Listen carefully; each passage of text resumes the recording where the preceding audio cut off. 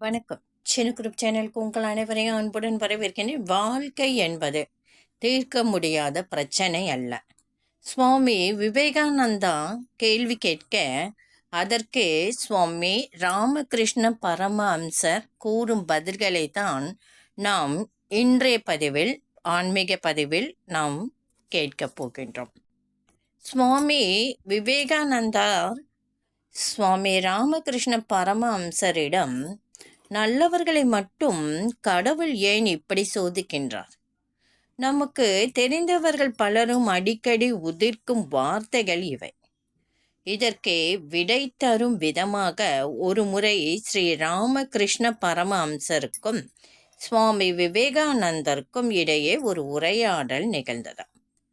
வாழ்க்கையில பிரச்சனை குறித்து எளிய மனங்களில் எழும் சந்தேகங்கள் பலவற்றையும் கேள்விகளாக சீடர் விவேகானந்தர் கேட்கின்றார்.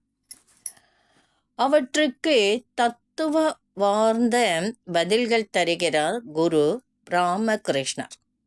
எல்லோருக்கும் வாழ்க்கை குறித்து எழும் சந்தேகங்கள் பலவற்றில் இதில் தீர்வு இருக்கின்றது.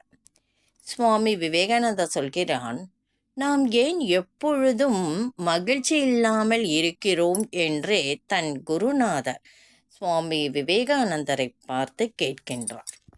அதற்கு குருநாதர் ராமகிருஷ்ண பரமஹம்சர் சொல்கிறார், துன்பத்தையே நினைத்து கற்பனை செய்து கொண்டிருப்பது மனிதர்களின் வழக்கமாகிவிட்டது. அதனால்தான் அவர்களால் மகிழ்ச்சியுடன் இருக்க முடியவில்லை என்று சொல்கின்றார்.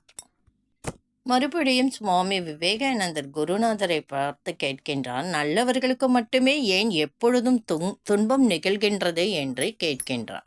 இதற்கான பதிலை ஸ்ரீ ராமகிருஷ்ண பரமஹம்சர் சொல்கிறார், உரசாமல் வைரத்தை பட்டை தீட்டி ஜொலிக்க வைக்க முடியாது.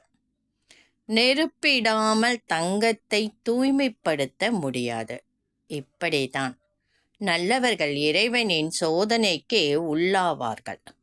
ஆனால் அவர்களுக்கு பாதிப்புக்கு உள்ளாக மாட்டார்கள். அந்த சோதனைகள் மூலம் கிடைக்கும் அனுபவங்கள் அவர்களை மென்மைப்படுத்தும். அவர்கள் வாழ்க்கை கசக்க செய்யாது என்று சுவாமி விவேகானந்தர் கேட்ட கேள்விக்கு ஸ்ரீ ராமகிருஷ்ண பரமஹம்சர் பதில் சொல்கின்றார். இதற்கு சுவாமி விவேகானந்தர் சொல்கின்றார், அப்படியானால் சோதனைகள் நன்மைக்குத்தான் என்று சொல்கிறீர்களா என்று கேட்கின்றார். அதற்கு ராமகிருஷ்ண பரமஹம்சர் சொல்றாரு, ஆம், அனுபவத்தை விட பெரிய ஆசிரியர் வேறு யாரும் இல்லை. அது முதலில் சோதனையை கொடுத்துவிட்டு பிறகுதான் பாடத்தை போதிக்கும் என்று சொல்கின்றார். உடனே சுவாமி விவேகானந்தர் கேட்கிறாரு, கணக்கற்ற பிரச்சனைகளில் மூழ்கி தவிப்பதால் நாங்கள் எங்கே போகிறோம் என்று தெரியவில்லை என்று சொல்கின்றார். அதற்கு ராமகிருஷ்ண பரமஹம்சர் சொல்றாரே, வெளியே பார்த்தால் எங்கே போகிறோம் என்று உனக்கு புரியாது. உனக்குள்ளே பார், புரியும். கண்களால் வெறுமனே பார்க்கத்தானே முடியும். ஆனால் மனதுக்குத்தான் சரியான வழியை காணத் தெரியும் என்று ராமகிருஷ்ண பரமஹம்சர் சுவாமி விவேகானந்தர் கேட்ட கேள்விக்கு பதில் சொல்கின்றார். இந்த பதிவை இத்துடன் முடிச்சுக்கிறேங்க. அடுத்த இதே பதிவின் தொடர்ச்சி நாளை வீடியோ பதிவில் நீங்கள் எதிர்பார்க்கலாம். நல்ல நல்ல விஷயங்களை பகிர்ந்து கொள்வதும் தெரியாத விஷயங்களை தெரிந்து கொள்வதும் வாழ்க்கைக்கு கண்டிப்பாக உதவுங்க. நம்ம அந்த மாதிரி புத்தகங்க, ஸ்ரீ விவேகானந்த சுவாமியோட புத்தகம், ஸ்ரீ ராமகிருஷ்ண பரமஹம்சரோட புத்தகம், அவரை பற்றிலாம் நிறைய பேருக்கு தெரியாமல் இருக்கும். முழுமையாக படிக்க முடியாத நேரம் இல்லாதவங்க இந்த மாதிரி சொல்கிற முக்கியமான சில கருத்துக்களை வீடியோ பதிவு மூலமாக தெரிஞ்சுப்பீங்கன்னு நம்புகிறேன்.